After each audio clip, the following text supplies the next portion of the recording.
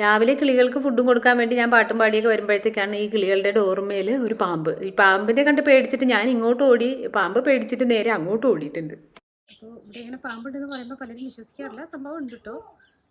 ഇത് നല്ല വലിപ്പമുണ്ട്. മുമ്പ് രണ്ടെണ്ണം ഞങ്ങൾ കണ്ടിട്ടുണ്ടായിരുന്നു. അതൊക്കെ കുട്ടിയാണ്. ഇതിപ്പം ഇതേ തല, ഇതാണ് തല.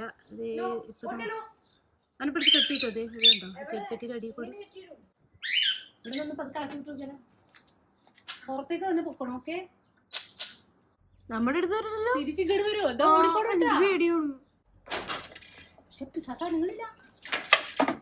അയ്യോ, എന്നെ ഓടിപ്പിച്ച് വിടാൻ നമ്മൾ നോക്കുന്നേ. ഓക്കെ പ്ലീസ് പൊക്കോ. എന്ത് ചെയ്യാ? നമുക്ക് അറിയണോ വിളിക്കാം. ഞങ്ങളുടെ ഓൾറെഡി രൂപം ആലോചിച്ച് വെച്ചോ.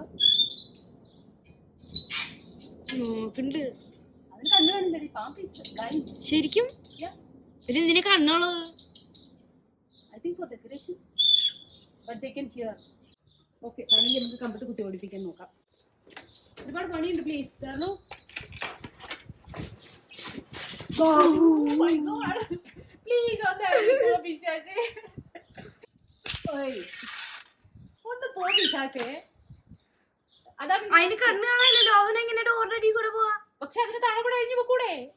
വൈ പോകുന്നുണ്ടോ ഇല്ലേ? നമ്മുടെ ദേഷ്യം പിടിപ്പിക്കരുത്. നീയോടോ ഇല്ലെങ്കിൽ ഞങ്ങളോടും. ഓ മൈ ഗോഡ്,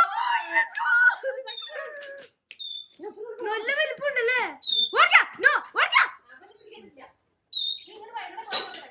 അങ്ങനെ തന്നെ ആവില്ലേ പോയിട്ട്? മണ്ണിന്റെ അടിയിലുണ്ടാവും. ചെരുപ്പില്ലേ? എങ്ങനെ പോയാവോ? അതിൻ്റെ ഇടയിൽ ഉണ്ടാവും. ഇങ്ങോട്ട് ഇറങ്ങി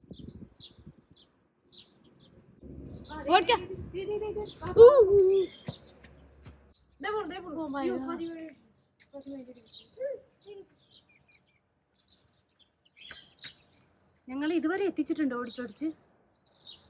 ഒന്ന് പോ പ്ലീസ്. പൊക്കോടെ. Oh it's going running.